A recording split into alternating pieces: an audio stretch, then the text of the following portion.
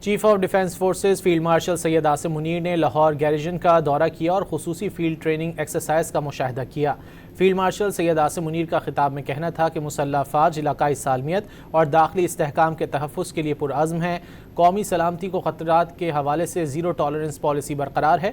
Field marshal نے مستقبل کی جنگوں کے حوالے سے تیاریوں اور جدت اپنانے پر زور دیا۔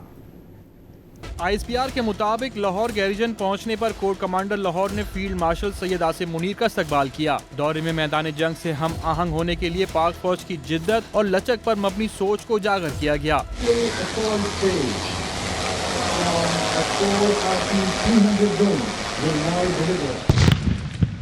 فیلڈ مارشل نے کہا کہ مسلح افواج اعلیٰ معیار، نظم و ضبط اور بے لوث قومی خدمت کے کلچر کو فروغ دے رہی ہے۔